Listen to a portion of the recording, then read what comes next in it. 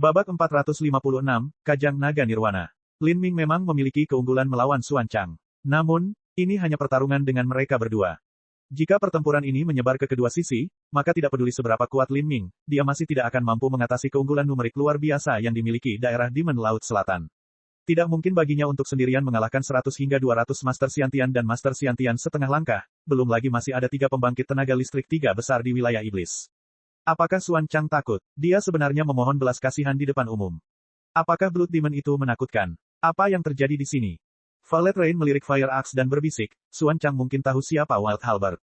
Ketika Xuan Chang pertama kali bertukar pukulan dengan Lin Ming, ekspresinya benar-benar berubah dan dia mulai berkeringat di dahinya, seolah-olah dia telah menemukan sesuatu yang mengerikan. Penjelasan paling masuk akal untuk hal ini adalah bahwa Xuan Chang telah mengenali siapa Wild Halberd itu, dan ada sesuatu dalam dirinya yang menyebabkan Xuan Chang takut. Mungkin, Fire Axe bergumam sambil tersenyum sedih. Saat dia melirik Wild Halberd lagi, entah itu asal atau latar belakangnya, itu bukanlah sesuatu yang bisa dia bayangkan. Violet Rain mengangguk, wajahnya memerah. Nightmare adalah karakter yang sangat tangguh yang akan membuat salah satu dari mereka panik hanya dengan mendengar namanya. Tapi sekarang dia terpuruk di lantai, dan ini semua karena Wild Halberd. Budidaya Wild Halberd hanya berada di alam Haltian akhir, ini benar-benar tidak terbayangkan. Lin Ming terdiam. Jika pertarungan ini terus berlanjut, kedua belah pihak akan menderita kerugian besar. Jika mereka bertarung sampai mati, hal yang paling bisa dia lakukan adalah menghabisi sisa 3 besar wilayah iblis, tulang darah dan Viper, dia tidak akan bisa mengubah situasi secara umum. Jika dia melarikan diri, dia akan menghadapi segala macam bahaya yang tidak diketahui, dan bukan hanya itu, pasukan kapak api yang harus dia tinggalkan juga akan mati. Lin Ming tidak berharap hal itu terjadi. Saat Xuan Chang melihat Lin Ming ragu-ragu seolah-olah dia bersedia menerima gencatan senjata, dia buru-buru berkata, adapun pertanyaan tentang siapa yang akan menjelajahi jalannya, pertama-tama saya akan meminta seniman bela diri di pihak saya melepaskan penjaga zombie mereka. Setelah penjaga zombie selesai, maka seniman bela diri dari kedua sisi akan melanjutkan, setengah dari masing-masing sisi, bagaimana menurutmu? Mendengar kata-kata ini, seniman bela diri aliansi masa perang merasa tersanjung. Kondisi yang ditawarkan Xuan Chang ini terlalu bagus.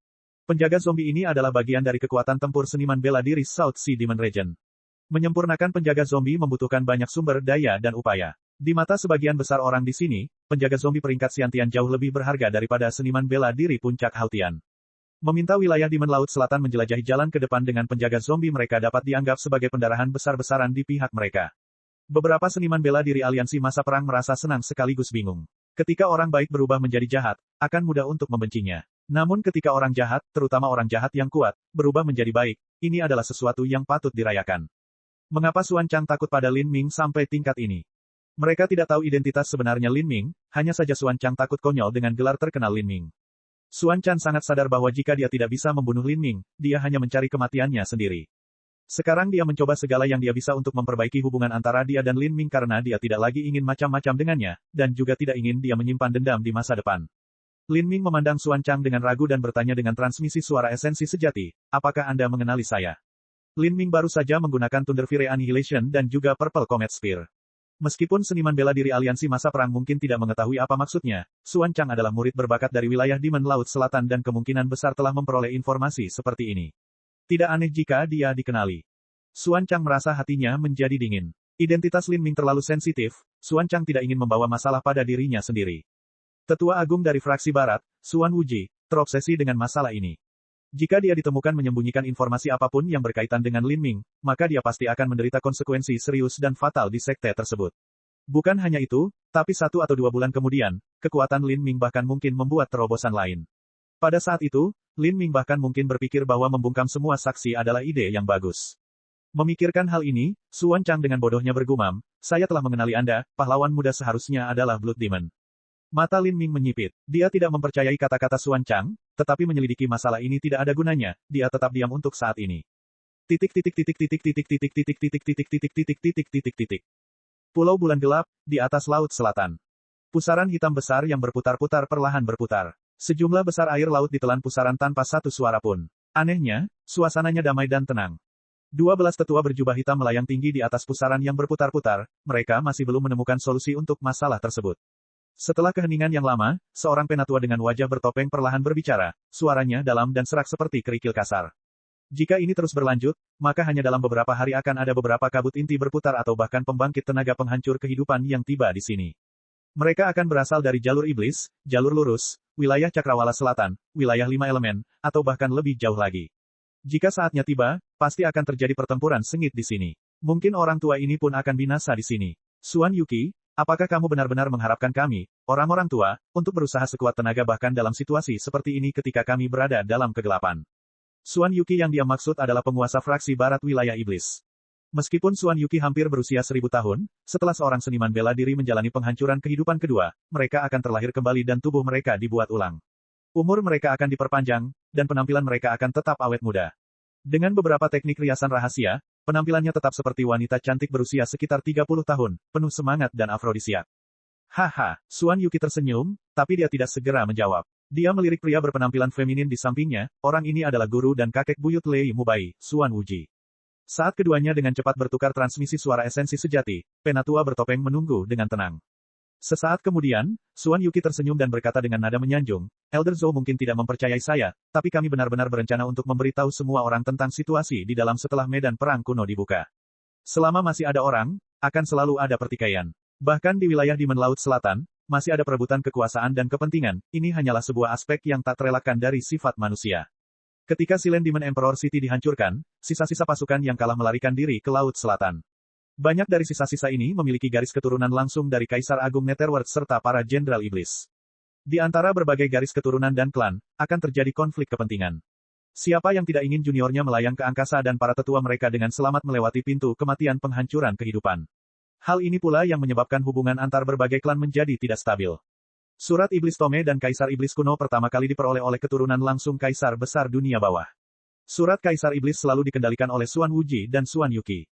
Jika mereka tidak memerlukan bantuan tetua wilayah iblis laut selatan lainnya untuk membuka medan perang kuno, maka Xuan Yuqi dan Xuan Wuji akan menyimpan semua harta itu untuk diri mereka sendiri.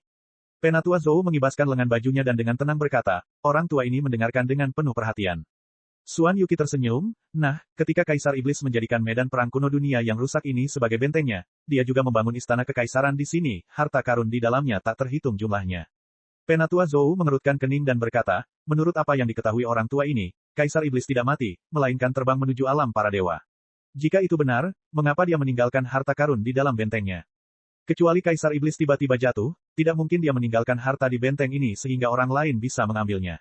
Xuan Yuqi tersenyum lembut dan berkata, Penatua Zhou bijaksana. Kaisar Iblis memang membawa hartanya ketika dia terbang ke alam para dewa. Tapi, ada beberapa hal yang tidak bisa dia bawa. Karena saya mengundang semua orang ke sini dan juga menghabiskan banyak upaya untuk membuka medan perang kuno, tentu saja saya tidak akan melakukannya dengan sia-sia. Menurut surat Kaisar Iblis, ada dua hal yang tidak bisa dia bawa. Salah satunya adalah, kebun obat. Kebun obat. Hati Penatua Zhou tergerak, tetapi dia mempertahankan ketenangannya, menunggu Xuan Yuqi berbicara. Di dunia yang rusak ini, ada aturan khusus yang ada bersama dengan lapisan formasi susunan yang ditetapkan oleh Kaisar Iblis, ini berarti taman obat ini benar-benar istimewa. Ketika Kaisar Iblis terbang, dia secara alami membawa beberapa obat langka dan berharga ini. Namun ada beberapa obat yang belum matang, dan tidak ada gunanya dia meminumnya. Dia meninggalkan mereka di sini untuk dipelihara oleh aturan khusus dari dunia yang rusak dan membiarkan mereka tumbuh. Sekarang, puluhan ribu tahun telah berlalu. Saat Xuan Yuqi berbicara, alis Penatua Zhou bergerak-gerak. Puluhan ribu tahun. Biasanya, obat yang baru berumur 1000 tahun akan dianggap sangat berharga. Adapun yang berusia puluhan ribu tahun, itu sungguh mencengangkan. Tidak banyak obat yang dapat bertahan selama puluhan ribu tahun.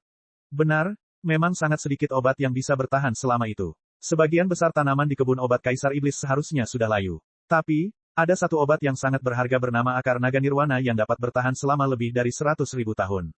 Oh, apa itu? Penatua Zhou terkejut. Menurut maksud Xuan Yuqi, ini berarti bahwa itu adalah harta yang sangat berharga, dia belum pernah mendengarnya sebelumnya.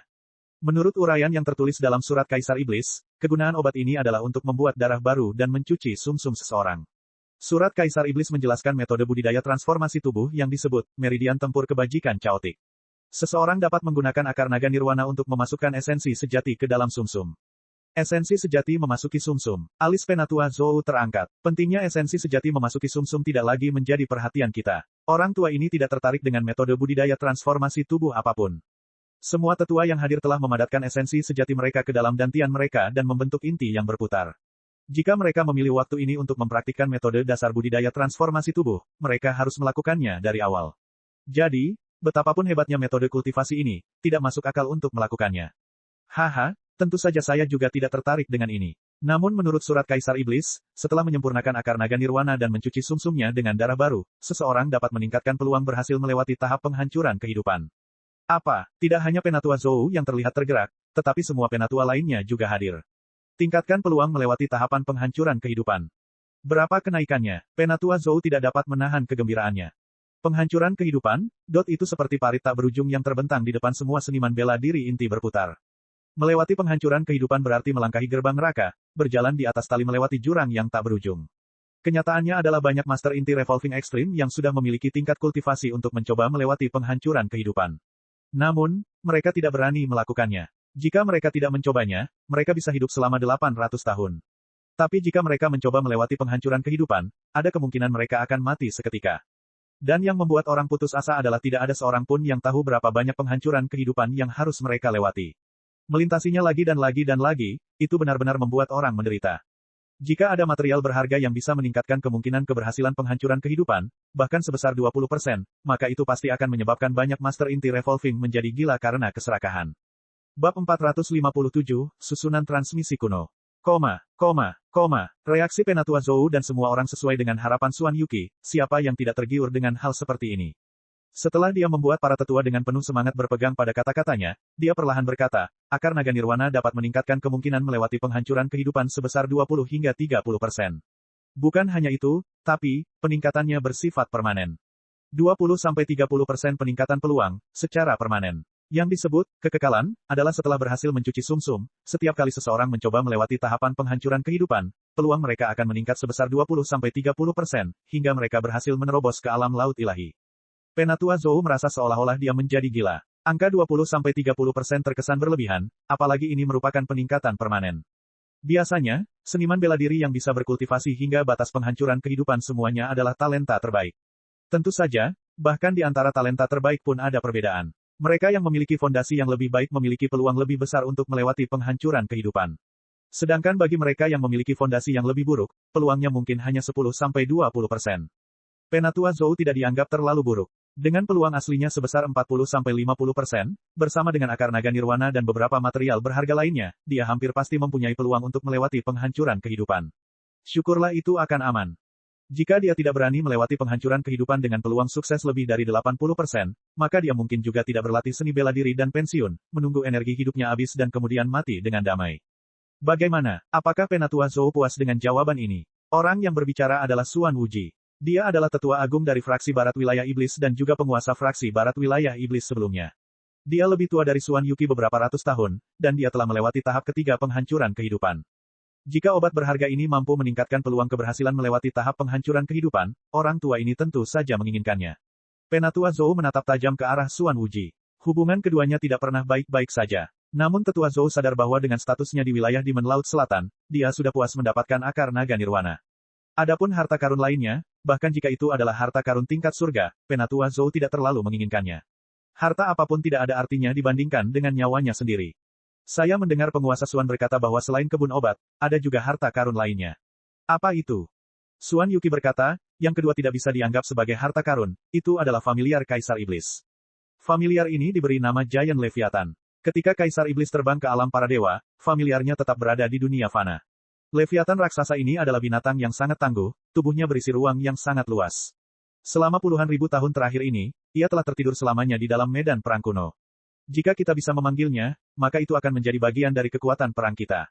Leviathan raksasa, pikiran Penatua Zou tersentak. Dalam legenda, Giant Leviathan bisa tumbuh hingga ribuan mil, itu adalah Sein Beast kuno di masa lalu. Jika Giant Leviathan melayang ke permukaan, punggungnya akan seperti pegunungan tak berujung dengan angin kencang. Tubuhnya lebar seperti pulau, dan dalam legenda, Giant Leviathan akan memasuki hibernasi mendalam selama puluhan ribu tahun pada suatu waktu.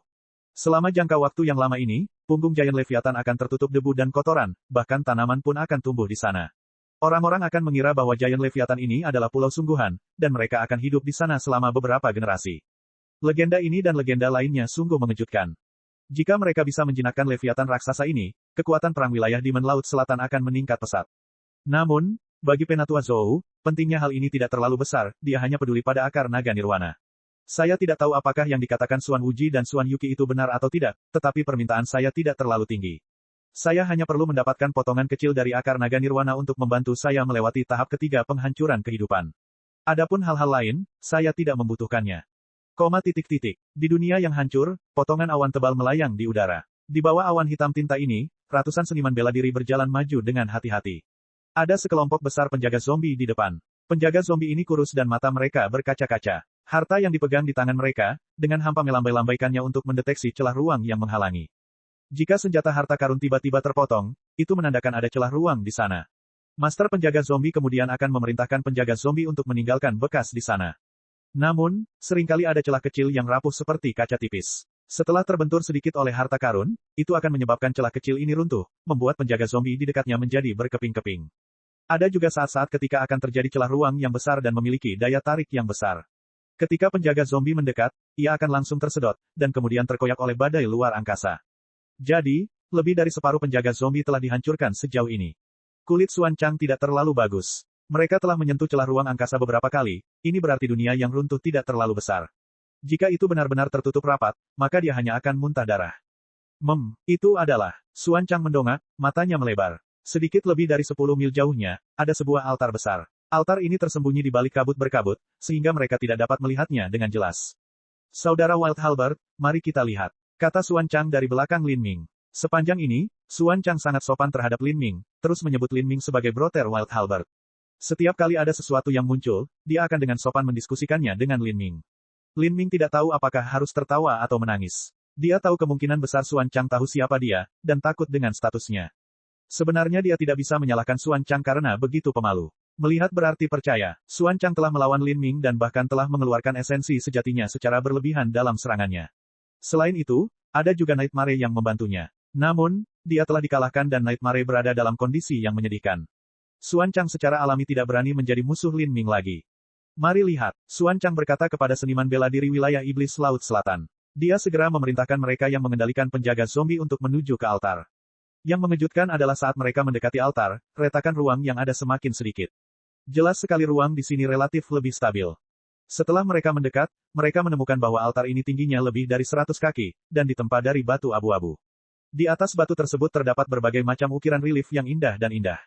Saat mereka menaiki tangga, mereka melihat ada ruang datar yang luas di atas altar.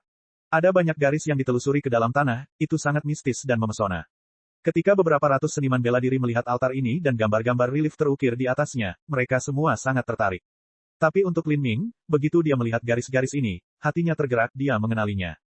Garis-garis ini adalah rune dari alam para dewa. Diukir di atas altar raksasa ini sebenarnya adalah formasi susunan yang sangat besar. Lin Ming merenung. Sepertinya, di zaman kuno, alam para dewa terkait erat dengan benua tumpahan langit. Apakah itu slip giok formasi susunan kuno yang ditemukan leluhur Qian, atau semua jenis pengaturan berbeda dalam alam mistik Phoenix ilahi, dan sekarang bahkan altar besar di dalam medan perang kuno ini, semuanya melibatkan alam para dewa. Seolah-olah alam para dewa pernah hadir di sini, namun seiring dengan perubahan arus dan pasang surutnya waktu, semua warisan dari alam para dewa perlahan-lahan hilang. Puluhan ribu tahun yang lalu, dunia seni bela diri di benua tumpahan langit jauh lebih megah dan mulia dibandingkan sekarang. Segala jenis kaisar telah bermunculan, seperti penyihir hutan belantara selatan dan kaisar iblis laut selatan. Saat itu, wilayah tersebut hanyalah wilayah cakrawala selatan. Daerah lain pasti memiliki karakter yang sama kuatnya, bahkan lebih kuat. Aku tidak tahu apa yang terjadi bertahun-tahun yang lalu, tapi sepertinya dunia seni bela diri yang dulunya besar perlahan-lahan menurun, dan sekarang di seluruh benua tumbuhan langit, pembangkit tenaga listrik tingkat kaisar jarang muncul. Hanya ada sekitar selusin yang diketahui, dan jika semua yang disembunyikan, mungkin ada sekitar 100. Bukan hanya itu, tapi pembangkit tenaga listrik tingkat kaisar ini tidak bisa menandingi penyihir dan kaisar iblis di masa lalu. Lin Ming menghela nafas, menggelengkan kepalanya. Dia tidak lagi memikirkan hal ini. Sebaliknya, dia mulai mengamati altar, dengan cermat memeriksa formasi susunannya. Saat dia melihat sekilas rune dan pola umum, dia perlahan mulai menemukan bahwa ini adalah formasi susunan kuno. Melihat skala besar dari susunan transmisi serta formasi susunan kompleks yang tertulis di atasnya, Lin Ming tidak dapat menahan nafas. Bahkan ada lebih dari 100 slot untuk batu esensi sejati di tepi formasi susunan. Saya bertanya-tanya sejauh mana jangkauan transmisi besar-besaran ini. Seharusnya tidak seperti Laut Selatan yang berjarak puluhan ribu mil. Yang ini seharusnya bisa digunakan untuk jarak ratusan ribu, atau bahkan jutaan mil.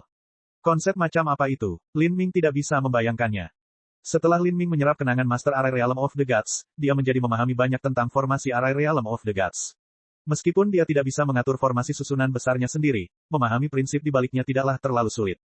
Setelah 1/4 jam, Lin Ming akhirnya memahami perkiraan teori dan prinsip di balik susunan transmisi kuno ini. Untuk sekali penggunaan, susunan transmisi ini tidak hanya membutuhkan 72 batu esensi sejati tingkat menengah, tetapi juga 36 batu esensi sejati tingkat tinggi. Seseorang juga harus memberikan perhatian khusus untuk meletakkan batu esensi sejati ini. Jika seseorang tidak memahami aturan-pengaturannya, mereka tidak akan pernah membuka susunan transmisi ini. 72 batu esensi sejati bermutu menengah serta 36 batu esensi sejati bermutu tinggi. Batu esensi sejati bermutu tinggi bernilai 100 batu esensi sejati bermutu menengah. Lin Ming diam-diam terperangah. Harga untuk membuka rangkaian transmisi ini sekali saja sungguh mencengangkan. Jika dia tidak membunuh begitu banyak orang di wilayah Demon Laut Selatan dan mengambil barang-barang mereka, dia tidak akan pernah bisa mengaktifkan ini. Susunan transmisi ini sudah ada sejak dahulu kala, apakah masih dapat dimulai? Saat Lin Ming dengan tenang memikirkan hal ini, dia tiba-tiba merasakan basah di wajahnya, setetes hujan jelas jatuh di pipinya. Lin Ming melihat ke langit dan menemukan bahwa awan gelap menjadi semakin tebal. Tapi dia ingat ketika dia memasuki dunia yang rusak ini, langitnya gelap gulita tapi cerah, dia bahkan bisa melihat bongkahan batu yang tak terhitung jumlahnya melayang di udara. Namun kini, awan gelap dan tebal tersebut telah menelan seluruh bebatuan yang tersuspensi. Hujan. Dunia ini juga punya hujan. Para seniman bela diri yang masih hidup juga memandang ke langit. Di langit, awan gelap semakin membesar, dan tetesan air hujan yang tak terhitung jumlahnya berhamburan ke lantai saat jatuh ke dalam air bah. Sepertinya mereka berada di tengah musim hujan. Sekalipun dua orang hanya berjarak beberapa puluh kaki, mereka tetap tidak dapat melihat satu sama lain karena tirai hujan yang deras. Seseorang bahkan dapat melihat air berkumpul di altar dengan kecepatan yang terlihat. Hujan macam apa yang seperti ini? Rasanya seperti berdiri di tengah air terjun. Pikiran Lin Ming bergerak. Dia menjulurkan lidahnya, mencicipi air hujan. Rasanya sedikit asin. Memang benar, ini bukan hanya hujan, tapi air laut yang tersedot oleh pusaran abu-abu yang berputar-putar. Air laut tersebut terkoyak oleh badai luar angkasa hingga menjadi kabut halus yang melayang di udara. Akhirnya, awan itu mengembun menjadi awan gelap. Begitu awan gelap menjadi terlalu lebat, berubah menjadi hujan yang turun. Jika ini benar dan dia tidak salah, pasti ada jalan setapak di udara. Ya, selama ini mereka mencari di darat, tapi mereka lupa mencari di udara. Bab 458, Badai sedang bergerak. Di laut selatan yang besar dan tak terbatas, ombak besar mengamuk tanpa henti dan laut lepas bergejolak karena kekacauan. Di kedalaman laut selatan, terdapat gelombang yang seringkali mencapai ratusan kaki di udara. Gelombang besar ini akan menembus ke arah langit, bahkan menyapu awan. Di lautan seperti itu, bahkan perahu naga sepanjang 1000 kaki akan terlempar seperti daun di tengah badai. Kedalaman air di sana sulit dihitung. Di zaman kuno, ada binatang suci seperti Leviathan raksasa dengan tubuh 1000 mil yang hidup di laut selatan. Dengan demikian, bisa diketahui seberapa dalam laut selatan. Di laut dalam, terdapat barisan pegunungan berkelok-kelok di dasar laut yang panjangnya ribuan mil. Di dalam ngarai pegunungan ini terdapat penghalang cahaya biru yang bersinar. Di dalam penghalang cahaya ini, orang dapat melihat gedung-gedung tinggi dan besar, hutan bawah laut yang luas, serta alun-alun yang luas. Di dalam kuil megah di antara bangunan-bangunan, ada 6 atau 7 manusia berkulit hitam kebiruan duduk mengelilingi meja batu persegi. Mereka tidak terlihat berbeda dari orang normal, hanya saja mereka ditutupi sisik biru tua dan kuku mereka sangat tajam dan panjang. Mereka adalah penguasa dominan di laut terdekat yang berjarak beberapa juta mil, klan naga banjir hitam. 6 atau 7 klan naga banjir hitam ini semuanya memiliki budidaya yang menakjubkan. Selain satu di ranah inti berputar akhir, sisanya memiliki budidaya di inti berputar ekstrim. Patriark klan naga banjir hitam memiliki 2 sisik hijau di dahinya. Dia memegang selembar batu giok di dahinya, matanya terpejam dalam meditasi sambil merenungkan isinya. Anggota klan naga banjir hitam di sekitarnya semuanya menunggu dengan sabar. Sesaat kemudian, Patriark klan naga banjir hitam meletakkan batu giok itu dan perlahan berkata, jadi begitu. Aku bertanya-tanya apa yang dilakukan oleh kantong-kantong tua wilayah iblis Laut Selatan selama bertahun-tahun, tapi sepertinya mereka menemukan cara untuk membuka medan perang kuno Laut Selatan. Klan naga banjir hitam Laut Selatan sudah ada selama 20.000 tahun. Kehidupan anggota klan mereka jauh lebih lama dibandingkan manusia normal, oleh karena itu, mereka juga memiliki pemahaman yang lebih kaya dan mendalam tentang sejarah Laut Selatan dibandingkan manusia. Hanya Patriark klan naga banjir hitam yang telah hidup selama lebih dari 3.000 tahun, dia telah hidup ketika Kaisar Besar Netherworld masih hidup. Sepertinya apa yang tercatat dalam teks kuno klan kita adalah benar. Menurut teks kuno, dunia yang rusak di medan perang Laut Selatan adalah tempat istana kekaisaran Dewa Iblis Sekte kelas 6 pernah ada. Ukurannya sungguh menakutkan. Bahkan Silent Demon Emperor City di masa lalu tidak dapat bermimpi untuk membandingkannya. Anggota klan naga banjir hitam lainnya perlahan berkata. Beberapa tetua klan yang lebih muda tersentak ketika mereka mendengar istilah Sekte kelas 6. Sekte kelas 5 teratas bisa menyebut dirinya Tanah Suci. Adapun konsep Sekte kelas 6 itu, mereka tidak bisa membayangkannya. Di Sekte kelas 4, pembangkit tenaga inti berputar adalah sesepuh, dan di Sekte kelas 5, para master inti berputar ekstrim yang telah melewati tahap penghancuran kehidupan adalah sesepuh. Di sekte kelas 6, bukankah pembangkit tenaga listrik tingkat kaisar akan menjadi tetua? Jenis budidaya apa yang dimiliki oleh pembangkit tenaga listrik terkuat dari sekte itu, Kaisar Iblis? Terlalu sulit untuk dibayangkan. Selama masa kejayaannya, Kaisar Iblis telah mengambil reruntuhan dunia yang merdeka sebagai istana kekaisaran Dewa Iblis sektenya. Warisan yang tak terhitung jumlahnya di dalamnya tidak dapat dibayangkan, dan harta karunnya pasti tidak ada habisnya. Mengapa kekuatan sebesar itu bisa jatuh? Orang tua ini sudah mendapatkan informasi yang akurat. Meskipun dunia yang rusak ini telah terbuka, karena badai luar angkasa yang mengerikan yang menyelimutinya, para idiot tua dari wilayah iblis Laut Selatan tidak bisa masuk. Ini adalah kesempatan bagi klan naga banjir hitam kita. Begitu kita berhasil, ada kemungkinan kita akan bangkit menjadi tanah suci. Dengan kata-kata ini, 6 atau 7 sesepuh di kuil memiliki ekspresi berbeda, ada yang bersemangat dan ada yang gugup. Klan naga banjir hitam mereka termasuk yang terendah di antara klan kelas 5. Warisan mereka sudah mencukupi. Selama ada pembangkit tenaga listrik tingkat kaisar yang lahir dalam klan mereka, mereka hanya perlu menambahkan beberapa pembangkit tenaga listrik penghancur kehidupan dan kemudian mereka akan menjadi tanah suci. Namun, sejak zaman kuno, peluang datang disertai bahaya. Ini benar-benar badai besar yang terjadi di Laut Selatan. Mereka tidak tahu berapa banyak pembangkit tenaga listrik yang akan berkumpul untuk melakukan hal ini, tetapi perselisihan tidak dapat dihindari. Jika mereka terlalu lemah, mereka akan ditelan tanpa tulang tersisa. Bukan hanya itu, tapi siapa yang tahu bahaya macam apa yang ada di dunia yang rusak ini. Tapi godaan dari istana kekaisaran Dewa Iblis terlalu besar. Bahkan tidak menyebutkan prospek klan naga banjir hitam mereka, para tetua ini hanya memikirkan diri mereka sendiri.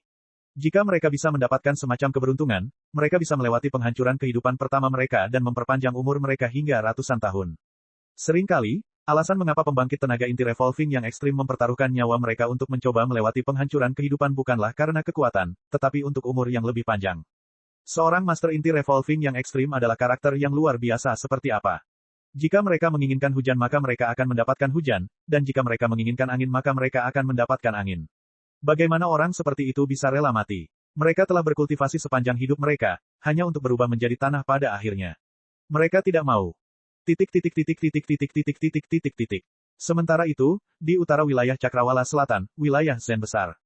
Wilayah Zen Agung bahkan lebih besar daripada gabungan wilayah-wilayah Cakrawala Selatan dan wilayah 5 elemen. Di wilayah Zen besar, Sekte Buddha adalah yang paling makmur dan megah. Pemimpin dari semua ini adalah kuil Zen Agung Sekte kelas 5. Mereka telah menyatukan banyak sekte kelas 3 dan 4 dan menciptakan aliansi jalan lurus. Di masa lalu, kuil Zen Agung pernah berpartisipasi dalam pengepungan kota Kaisar Iblis Senyap. Pada saat ini, di pagoda tersembunyi di kuil Zen Agung, ada seorang biksu terkemuka yang mengenakan jubah emas. Di tangannya dia memegang surat yang telah melintasi jutaan mil untuk tiba. Surat ini berasal dari Divine Phoenix Island, dan merupakan surat yang ditulis secara pribadi oleh Mu Fengxian. Biksu itu diam-diam membaca surat itu lalu melipatnya dan mengembalikannya ke amplopnya. Dia duduk bermeditasi untuk waktu yang lama dan kemudian bergumam, ini benar-benar takdir. 3000 tahun yang lalu, Master Leluhur didesak oleh seorang teman dekat dan berpartisipasi dalam pengepungan Silent Demon Emperor City. Sekarang, 3000 tahun kemudian, saya juga menerima surat dari Mu Fengxian dari Divine Phoenix Island. Sepertinya aku harus melakukan perjalanan untuk menghadapi dan melenyapkan sisa-sisa kejahatan dari kota Kaisar Iblis Senyap itu. Ini adalah kesempatan keberuntungan bagi wilayah Cakrawala Selatan, namun Mu Fengxian sebenarnya menulis surat kepada biksu tua ini. Sepertinya dia sudah benar-benar kehilangan kendali atas Laut Selatan. Wilayah Great Zen dan Divine Phoenix Island terlalu jauh satu sama lain. Bahkan dengan masalah sebesar itu, sulit untuk segera mendapatkan berita. Mustahil bagi jaringan intelijen wilayah Zen Agung untuk meluas sejauh itu dan di negeri yang begitu jauh. Jika bukan karena Mu Fengxian yang memberitahunya atas inisiatifnya sendiri, kuil Zen Agung tidak akan pernah mengetahui hal ini. Ini juga berarti Mu Fengxian sadar bahwa dia tidak cukup kuat untuk memenangkan perang ini. Dia hanya bisa bergantung pada aliansi jalan lurus wilayah Zen Agung untuk mendapatkan rampasan dari medan perang kuno. Bahkan jika tidak ada yang ditemukan, selama kuil Zen Agung mampu menekan wilayah Iblis Laut Selatan dan menyebabkan kerugian besar pada beberapa tetua wilayah Iblis Laut Selatan, ini dapat membantu memastikan bahwa Pulau Phoenix Suci tidak akan hancur. Ini adalah pertaruhan Mu Fengxian. Di Laut Selatan, sebagian besar wilayah Pulau Aurora Selatan telah runtuh. Di daerah ini, ada banyak gelombang air yang berputar-putar, besar dan kecil.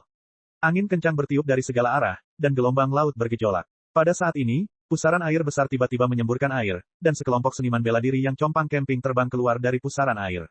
Kelompok kedua dan ketiga berikutnya memiliki jumlah orang yang semakin sedikit. Sebagian besar seniman bela diri yang keluar pucat dan terluka. Dalam waktu sekitar dupa, semua seniman bela diri bergegas keluar, membubung ke langit di atas laut liar. Banyak di antara mereka yang merasakan kegembiraan dan rasa syukur yang luar biasa karena mampu selamat dari musibah seperti itu. Saya akhirnya berhasil keluar. Seperti yang diharapkan Lin Ming, pintu keluarnya ada di udara. Lin Ming melirik jumlah seniman bela diri di langit, masih ada sekitar 100 seniman bela diri yang hilang. Untuk kedua kalinya para seniman bela diri melonjak keluar dari pusaran air, beberapa seniman bela diri puncak Haltian telah binasa. Lin Ming menghela nafas. Jika salah satu seniman bela diri puncak Haltian ini pergi ke negara fana, mereka bisa menjalani kehidupan yang penuh kemuliaan dan kekayaan. Hanya saja banyak dari mereka yang tidak mau menyerah pada umur yang kurang dari 200 tahun, dan ingin mengambil langkah itu melewati puncak alam Haltian ke alam Xiantian. Satu langkah ini akan memperpanjang umur mereka hingga 400 hingga 500 tahun. Namun ini juga alasan mengapa mereka mati di sini. Pemenang terbang ke langit, dan pecundang hanya menjadi tulang belulang. Setelah berhasil lolos dari rahang kematian, kedua belah pihak secara alami tidak lagi memiliki pola pikir untuk melanjutkan pertempuran. Mereka berpisah di udara, dan seniman bela diri wilayah iblis terbang kembali ke markas wilayah iblis Laut Selatan. Adapun seniman bela diri aliansi masa perang, mereka agak bingung apa yang harus dilakukan. Markas besar mereka dihancurkan, namun banyak di antara mereka yang memiliki titik eksploitasi militer yang tidak dapat mereka tukarkan. Alasan mereka datang berperang di Laut Selatan adalah karena titik eksploitasi militer tersebut. Mereka ingin mengumpulkan cukup banyak untuk menukarkannya dengan pil pembuka surga, tetapi sekarang markas besar aliansi masa perang telah dihancurkan, kemana mereka bisa pergi untuk menukarnya. Itu mungkin bahkan tidak direkam. Ketika para seniman bela diri memikirkan hal ini, mereka linglung. Kegembiraan karena selamat dari bencana ini sangat dipermudah. Bahkan anggota pasukan kapak api pun tampak tidak senang. Saat Lin Ming melihat ini, dia menghela nafas. Ini adalah kesulitan dari jalur seniman bela diri sekte kecil. Keadaan mereka lebih baik daripada seniman bela diri pada umumnya, tetapi mereka tetap harus mengandalkan kemampuan mereka sendiri. Lin Ming mengeluarkan beberapa cincin spasial. Dia memegangnya di tangannya dan berkata, Kapten Kapak Api. Saudara Wild Halberd, Fire Axe menoleh untuk melihat Lin Ming, apa yang akan dilakukan Brother Wild Halberd setelah ini? Saya akan berkeliling dunia dan mengasah seni bela diri saya. Berkeliaran di dunia, apakah Brother Wild Halberd berencana untuk pergi? Fire Axe tidak tahu apa identitas sebenarnya Lin Ming, hanya saja dia adalah Blood Demon. Orang besar berjanggut, Valet Rain, dan Enchanting Shadow semua memandang Lin Ming, ekspresi mereka rumit, sedih, dan sedikit murung. Sebenarnya mereka mengetahui situasinya dengan cukup baik. Untuk seseorang seperti Lin Ming, tidak mungkin dia tetap bersama mereka. Alasan saya datang ke medan perang Laut Selatan adalah untuk berpetualang dan mendapatkan pengalaman. Tapi sekarang sepertinya sesuatu telah terjadi dan saya tidak tahu perubahan apa yang akan terjadi. Saya harus istirahat untuk jangka waktu tertentu dan menunggu untuk melihat apa yang terjadi. Ini beberapa hal, ini adalah rampasan perang yang telah saya kumpulkan beberapa bulan terakhir ini. Aku tidak membutuhkannya, jadi aku memberikannya kepadamu. Saat Lin Ming berbicara, dia mengulurkan tangannya. Di telapak tangannya ada lebih dari 20 cincin spasial. Ini, anggota pasukan kapak api tertegun sejenak. Semua cincin spasial ini berada pada peringkat langkah manusia tingkat tinggi atau lebih tinggi. Belum lagi apa yang ada di dalamnya, tapi hanya cincin spasial ini saja yang bisa dijual dengan harga sejumlah besar batu esensi sejati. Dari kelihatannya, Lin Ming sebagian besar membuang cincin spasial tingkat menengah dan hanya menyimpan harta karun tingkat tinggi. Ini terlalu berharga, saya tidak bisa menerimanya. Lin Ming berkata, saya telah meninggalkan batu esensi sejati di sini juga, dan mengambil apa yang saya butuhkan. Di dalamnya sebagian besar berisi harta karun, pil, dan benda-benda sejenis lainnya. Sejujurnya, saya tidak bisa menjualnya kecuali saya mendirikan kios dan menjualnya satu persatu. Saya tidak punya waktu untuk melakukan ini. Namun bagi Anda, sumber daya ini jauh lebih bermakna dan akan dimanfaatkan dengan lebih baik. Meskipun Lin Ming sudah lama tidak bergabung dengan pasukan kapak api, Lin Ming masih tersentuh oleh kasih sayang dan dukungan anggota pasukan terhadapnya. Dengan kehangatan yang terukir di hatinya, jika Lin Ming memiliki kesempatan untuk membantu mereka maka dia secara alami akan melakukannya. Terlebih lagi, dia tidak berguna untuk hal-hal ini. Bab 459, mengumpulkan para raja. Fire Axe menatap Lin Ming untuk waktu yang lama, dan akhirnya menerima hadiah. Hal-hal ini sangat praktis baginya. Adapun seseorang seperti Lin Ming, mereka terlalu mendasar dan tingkat rendah. Belum lagi tombak ungu dan merah yang dia gunakan, tapi bahkan tombak darah itu jauh melampaui total kekayaan bersihnya. Semuanya, disinilah kita berpisah. Hati-hati di jalan. Saat Lin Ming mengucapkan selamat tinggal kepada setiap anggota pasukan kapak api yang tersisa, dia berbalik dan terbang ke langit seperti pelangi yang berkilauan, terbang ke negeri yang jauh. Lautnya berombak dan pusaran air ada di mana-mana. Warna laut yang dalam memberikan tekanan yang sangat menekan. Lin Ming dengan cepat meluncur di atas laut, angin kencang yang melewatinya meninggalkan jejak di permukaan. Lin Ming telah memilih untuk menempuh jalur seniman bela diri. Seringkali dia harus sendirian. Ketika dia memutuskan untuk menapaki jalan menjadi seorang master, dia ditakdirkan untuk menjalani hidup yang penuh dengan kesepian. Namun, bukan berarti ia tidak mendambakan persahabatan. Saat ia terbang sekitar 1 jam, Lin Ming mendengar suara transmisi jimat berkedip di depannya, dan kemudian suara Mu Qianyu masuk ke telinganya. Junior magang, Saudara Lin, apakah kamu baik-baik saja? Saya di Pulau Gelombang Kecil. Jika Anda menerima pesan ini, segera kembali. Saat mendengar pesan singkat yang penuh dengan keprihatinan, Lin Ming merasakan kehangatan di hatinya. Dia menyadari bahwa Mu Qianyu pasti menyadari perubahan mendadak di Laut Selatan dan dengan cepat pergi ke Pulau Gelombang Kecil, secara berkala mengirimkan jimat pemancar suara. Kalau tidak mungkin dia menerima jimat pemancar suara ini setelah melarikan diri dari dunia yang hancur. Mengetahui bahwa seseorang merawatnya seperti ini tentu saja terasa menyenangkan. Lin Ming mengeluarkan jimat pemancar suara dan kemudian berkata, saya baik-baik saja. Setelah 2 hari saya akan datang ke Pulau Gelombang Kecil. Jimat pemancar suara terbakar di tumpukan api. Lin Ming tidak segera pergi ke Pulau Gelombang Kecil, sebaliknya, ia menemukan pulau terpencil dan mendirikan tempat tinggal sederhana di sana. Dia ada urusan yang harus diselesaikan dulu. Penampilannya telah dilihat oleh Xuan Chang. Tentu saja, dia tidak bisa menggunakannya lagi. Saat dia melihat ke arah Pulau Blood Demon, dia melihat 6 pilar cahaya tipis langsung menembus langit. Di langit, awan gelap mengamuk, dan guntur samar-samar berkilauan di kegelapan yang redup. Lin Ming tidak tahu apa yang terjadi, tapi dia memiliki firasat samar bahwa badai besar akan datang ke Laut Selatan. Seiring berlalunya waktu, kekacauan di medan perang Laut Selatan mulai teratasi. Sekelompok seniman bela diri yang masih hidup yang telah jatuh ke dalam dunia yang hancur mulai keluar, dan para penyintas ini berkumpul di pulau-pulau terpencil, menunggu dengan bingung. Adapun Lin Ming, dia tiba di Pulau Gelombang Kecil. Sudah ada banyak tetua inti revolving wilayah Demon Laut Selatan yang berkumpul di sana. Lin Ming. Setelah Mu Qianyu melihat Lin Ming, dia menghela nafas lega. Meskipun Lin Ming telah mengubah penampilannya, Mu Qianyu masih bisa mengenalinya pada pandangan pertama. Demi keselamatannya dan terburu-buru, Mu Qianyu telah meninggalkan Qin Xing Xuan kembali ke belakang garis yang aman. Ketika dia mendengar bahwa sebagian besar seniman bela diri wilayah Demon Laut Selatan telah tersedot dan terpelintir oleh pusaran luar angkasa, dia menjadi cemas. Dia datang ke Pulau Gelombang Kecil dan telah menggunakan beberapa puluh jimat pemancar suara, namun tetap tidak menerima balasan apapun. Jika dia tahu dunia rusak mana yang telah disedot oleh Lin Ming, dia secara pribadi akan pergi mencarinya. Akhirnya, setelah puluhan jam berlalu, dia menerima pesan Lin Ming. Kalau tidak, Mu Qianyu mengira dia akan mati karena serangan jantung. Setelah Lin Ming bertemu Mu Qianyu, dia mulai mengetahui apa yang terjadi di Laut Selatan. Medan perang kuno dibuka. Lin Ming bertanya, alisnya terangkat. Saya tidak terlalu yakin. Mu Qianyu menggelengkan kepalanya. Sejarah Divine Phoenix Island hanya dimulai 3.000 tahun yang lalu. Teks-teks kuno sekte ini sangat samar-samar mengenai sejarah Laut Selatan. Adapun medan perang kuno ini, mungkin memiliki sejarah sejak puluhan ribu tahun yang lalu. Dibandingkan dengan warisan sekte-sekte yang panjang dan mulia itu, Divine Phoenix Island masih terlalu muda, sekte ini bahkan tidak setua patriark klan naga banjir hitam. Sekarang sudah ada sejumlah besar seniman bela diri Revolving Core yang berkumpul di medan perang Laut Selatan. Bahkan ada banyak master inti revolving yang ekstrim. Dan kemudian tuan-tuan tua yang aneh ini mulai berkumpul, mencoba terhubung ke pintu masuk medan perang kuno, kata Mu Qianyu. Hubungkan ke pintu masuk medan perang kuno. Dilaporkan bahwa badai luar angkasa yang menutupi pintu masuk dunia sungguh menakutkan, tidak ada yang bisa masuk. Mereka harus terhubung melalui dunia kecil yang rusak ke dunia utama. Sekarang, ada lebih dari 30 master inti revolving yang terlambat dan lebih tinggi yang sedang bernegosiasi. Tuan dan tuan leluhur keduanya ada di dalam. Lebih dari 30. Hati Lin Ming melonjak. Pembangkit tenaga inti revolving akhir atau bahkan lebih tinggi, dan sebenarnya ada lebih dari 30.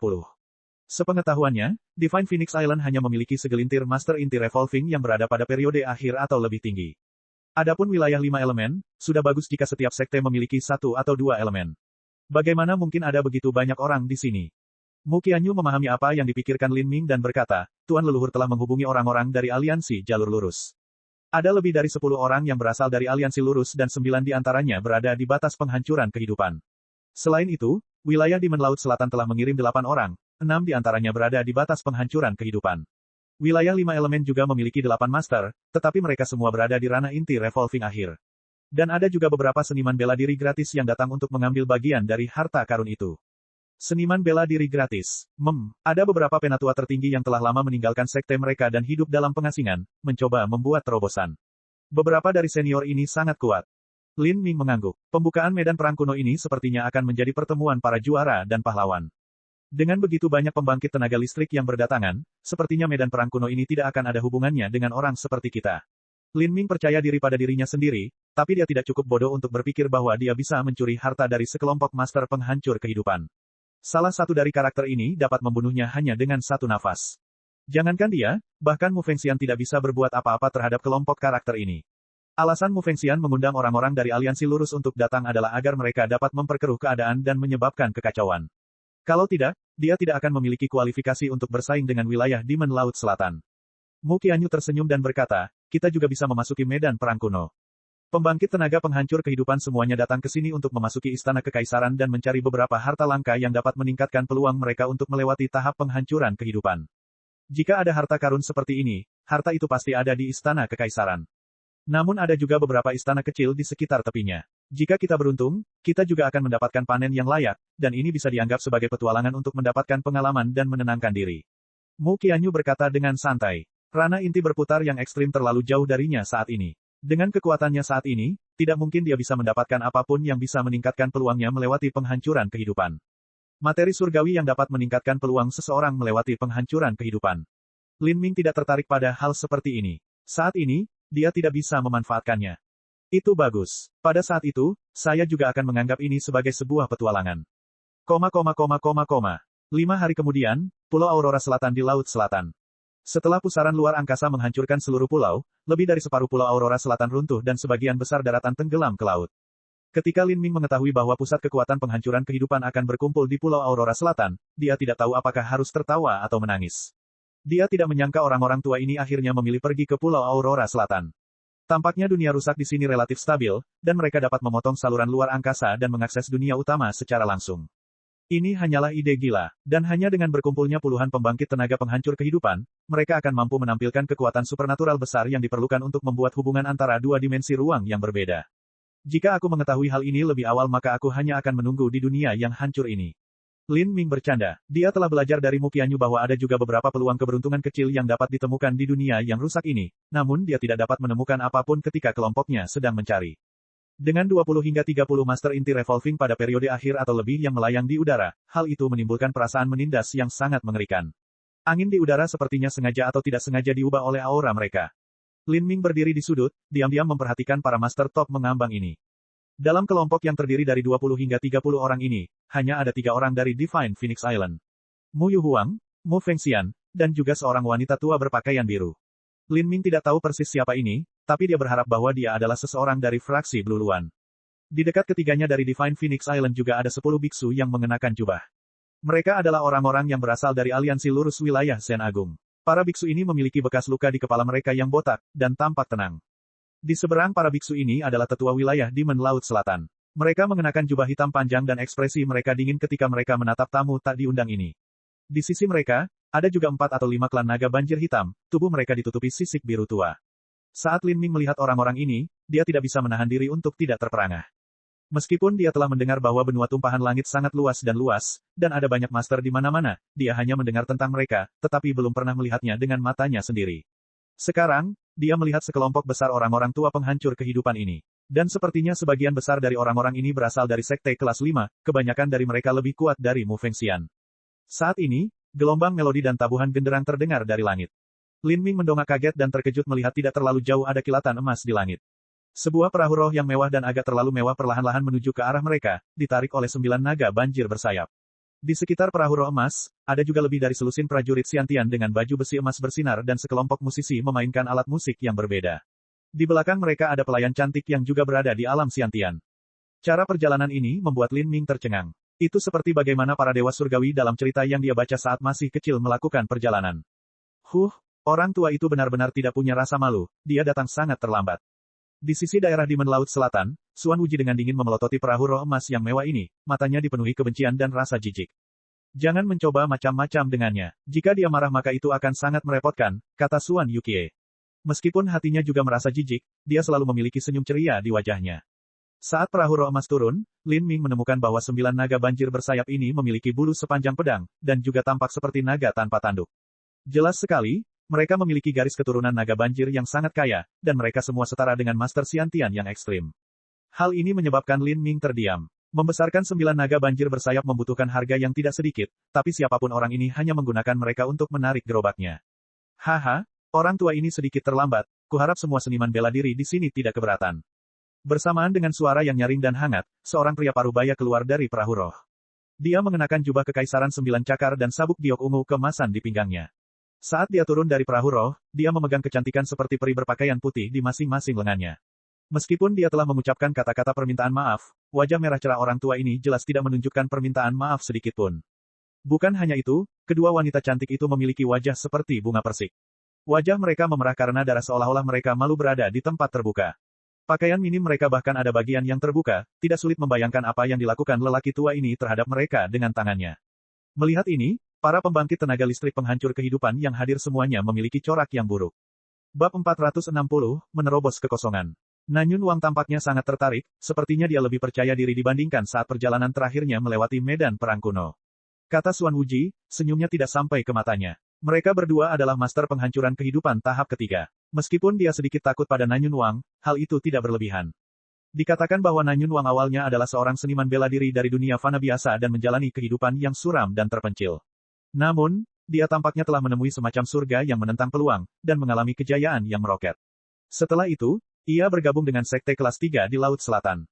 Karena bakat Nanyun Wang yang luar biasa, Sekte Kelas 3 itu sangat mementingkan dirinya, tidak menyia-nyiakan sumber daya apapun dalam membesarkannya. Mereka berharap suatu hari nanti, Nanyun Wang akan terbang ke surga dan memimpin sekte mereka menjadi Sekte Kelas 4. Namun, seringkali, takdir sebuah sekte tidak sama dengan takdir para jeniusnya. Nanyun Wang memiliki bakat luar biasa. Namun, karena bakatnya yang terlalu tinggi, ketika Nanyun Wang berada di ranah Xiantian, dia telah memprovokasi sejumlah besar Master Inti Revolving, yang akhirnya membawa bencana ke sektenya. Sekte kelas 3 itu benar-benar dilenyapkan, dan Nanyun Wang, dia berhasil melarikan diri, berkembang hingga dia menjadi pembangkit tenaga listrik penghancur kehidupan tahap ketiga. Nanyun Wang ini sepertinya sangat merindukan kehidupan seorang kaisar. Dia membangun sebuah istana dan mengisinya dengan harem yang terdiri dari 3.000 selir cantik. Pada tubuh masing-masing wanita ini, dia telah memasang mantra pembatas. Setiap hari, Nanyun Wang memanggil 4 atau 5 selir ke istananya untuk melayaninya. Ketika dia bepergian, dia akan memiliki penjaga emas yang membersihkan jalannya dan sekelompok pelayan cantik yang memenuhi setiap kebutuhannya. Namun, Nanyun Wang ini selalu menjadi seniman bela diri dari jalur iblis yang mengikuti kata hatinya. Dengan demikian, semua perilaku sembrono ini tidak mempengaruhi hati seni bela dirinya. Karena semua orang sudah tiba, ayo buka saluran luar angkasa. Yang berbicara adalah kepala biara kuil Zen Agung. Biksu tua ini mengenakan jubah berulir emas dan memegang tongkat di tangannya.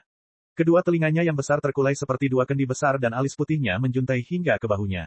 Entah itu sedang menunggu atau kedatangan Nanyun Wang, biksu beralis putih ini tidak mengalami perubahan ekspresi apapun. Dia sedang bermeditasi dengan mata tertutup. Mari kita lakukan apa yang Tuan katakan. Untuk saat ini marilah kita menggabungkan kekuatan kita dan membuka saluran luar angkasa. Jika kita menunda lebih jauh lagi, mungkin akan ada lebih banyak masalah yang terjadi. Xuan Yuki tersenyum lembut. Meskipun dia membenci orang-orang yang datang untuk mencuri semua barangnya, dia tidak punya alasan kuat untuk menolaknya. Hanya dengan penduduk wilayah iblis Laut Selatan, mustahil bagi mereka untuk membuka istana kekaisaran Dewa Iblis. Lebih dari 30 tetua tertinggi inti berputar dan penghancur kehidupan melayang turun, jatuh ke pusaran ruang tengah Pulau Aurora Selatan.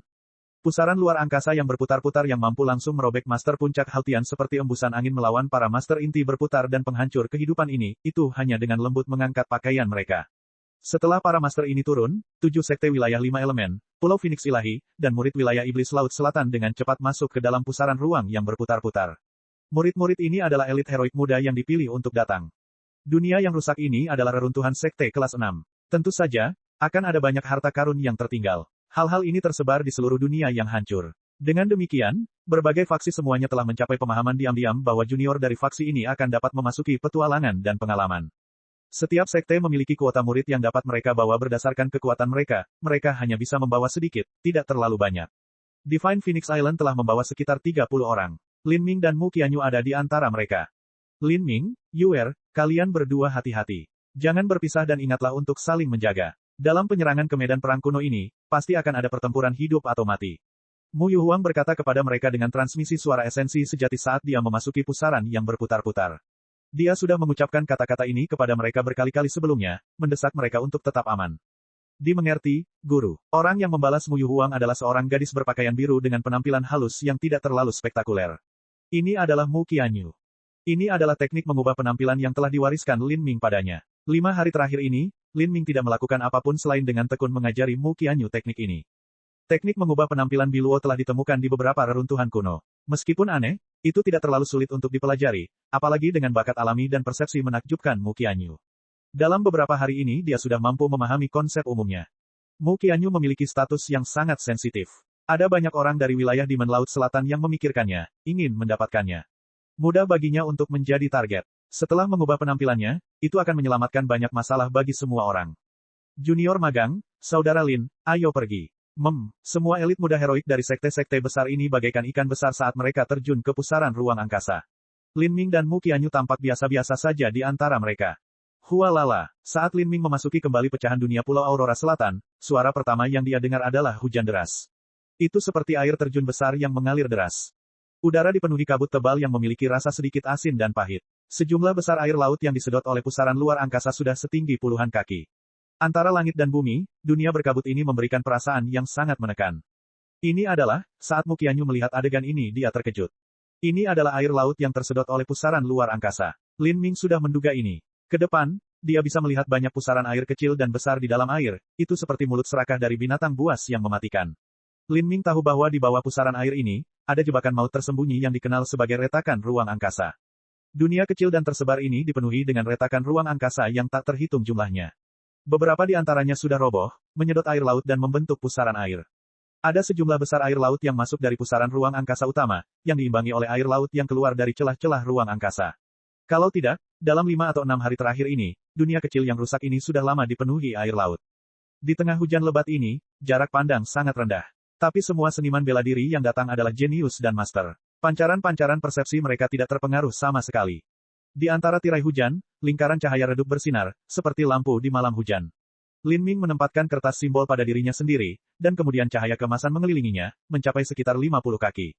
Ini adalah kertas simbol yang pembuatannya tidak terlalu istimewa atau rumit. Tapi di dunia yang hancur ini, itu adalah harta yang menyelamatkan jiwa. Selama seseorang mendekati celah ruang angkasa, cahaya bercahaya yang tak terhitung jumlahnya akan diaduk olehnya, dan pengguna akan segera dapat melihat gangguannya. Setelah menggunakan kertas simbol ini, selama gerakannya lambat dan mantap, tidak akan terjadi kecelakaan. Di depan kerumunan orang ini, 30 lebih pembangkit tenaga listrik teratas memimpin. Bagi mereka, celah ruang angkasa ini tidaklah seberapa. Selama orang-orang tua ini bergabung, mereka bahkan bisa membuka saluran di luar angkasa. Retakan ruang yang sepele ini tidak layak untuk disebutkan kepada mereka. Namun, karena mereka harus menjaga junior di belakang mereka, mereka tidak bisa terbang terlalu cepat. Dunia rusak kecil yang diukir dari dunia utama tidaklah terlalu besar. Meski terbang sangat lambat, mereka berhasil mencapai tepi zona dalam waktu sekitar 1 jam. Di sini, terlihat sejumlah besar air laut tiba-tiba lenyap, seolah-olah telah dipotong oleh pedang tajam yang tak terkira. Itu di sini, Nanyun Wang berkata dengan malas. Dia berbaring di atas karpet terbang, lengannya masih memegangi dada seorang wanita cantik. Menurut posisi kami, ini seharusnya tidak salah, kata Suan Wouqi. Setelah orang-orang tua ini berdiskusi selama beberapa hari terakhir, mereka menetapkan area dan rute ini sebagai pintu masuk terbaik. Jika mereka membuat saluran luar angkasa di sini, mereka akan dapat menghemat banyak tenaga. Patriark klan naga banjir hitam yang terbang agak jauh ke belakang tiba-tiba melambaikan tangannya. Kolom air yang sangat besar melesat ke udara, berubah menjadi naga banjir berbentuk air yang meraung lalu melesat ke depan. Dengan suara dentuman, naga air itu menabrak dinding tak kasat mata lalu langsung roboh. Semuanya, mulai. Penghancuran kehidupan tahap ketiga di depan. Dari grup, Suan Wuji melangkah maju, ekspresinya kosong. Mengikuti dia, biksu alis putih itu juga melangkah maju, melayang di udara. Hei, Nanyun Wang tertawa dan menamparkan pantat wanita yang memeluk dadanya. Sayang, tunggu aku di luar. Nanyun Wang dengan malas membalikkan karpet terbangnya dan perlahan terbang di samping Suan Wuji. Biksu alis putih kuil Zen Agung, Suan Wuji dari wilayah Iblis Laut Selatan, dan juga Nanyun Wang yang penyendiri. Dari lebih dari 30 master top yang berkumpul di sini, hanya 3 orang ini yang berada pada tahap ketiga penghancuran kehidupan. Adapun Suan Yuki dan Patriark klan naga banjir hitam, mereka berada pada tahap kedua penghancuran kehidupan. Dari 30 orang ini, tidak banyak yang berada pada tahap kedua penghancuran kehidupan, hanya ada 7 orang saja. Yang lainnya terdampar pada tahap pertama penghancuran kehidupan atau lebih rendah, Mu Fengxian adalah salah satunya. Harus diketahui bahwa mereka yang hadir berasal dari 3 kekuatan besar kelas 5, 8 kekuatan besar kelas 4, dan juga banyak seniman bela diri bebas dari berbagai penjuru. Namun, mereka hanya memiliki master penghancur kehidupan tahap kedua sebanyak ini. Dari sini, dapat dilihat betapa sulit dan berbahayanya gerbang kematian yang terletak di antara alam inti berputar yang ekstrim dan alam laut ilahi. Setiap master inti revolving ekstrim yang datang ke jalur ini harus sangat berhati-hati dalam melintasinya. Biksu beralis putih itu membalik tangannya dan tongkat biksunya terbang keluar. Suan Wuji mengeluarkan pedang harta karun berwarna hitam legam. Adapun Nanyun Wang, dia mengeluarkan penggaris hitam tebal dari cincin spasialnya. Nanyun Wang melihat ke arah pedang harta karun Suan Wuji dan terkekeh. Saudara Wuji, saya mendengar dari suatu tempat bahwa beberapa tahun yang lalu Anda berhasil mendapatkan harta karun tingkat surga. Bagaimana kalau kamu mengeluarkannya hari ini dan membiarkan negaraku yang tanpa sekte ini melihat dengan baik betapa megahnya itu? Suan Wuji memandang Nanyun Wang dan dengan tenang berkata, sejak zaman kuno, harta karun surgawi hampir selalu menjadi milik pembangkit tenaga listrik tingkat kaisar.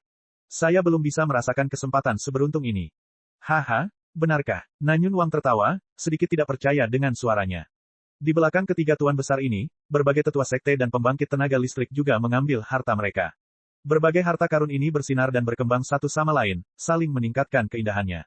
Pergi. Dengan teriakan dari biksu alis putih, lebih dari 30 master top semuanya secara bersamaan menyerang batas luar angkasa. Rangkaian keterampilan bela diri yang luar biasa, kekuatan elemen, badai dan guntur, bisa disebut menggemparkan. Para elit heroik muda dari sekte besar telah mundur beberapa ribu kaki ke belakang. Namun meski begitu, mereka merasa seolah-olah mereka akan terpesona oleh badai esensi sejati yang dahsyat dan gila ini. Gelombang dahsyat terjadi di air laut. Batas ruang angkasa bergetar hebat dan banyak cahaya memancar. Suara keras itu seperti petir yang menggelegar.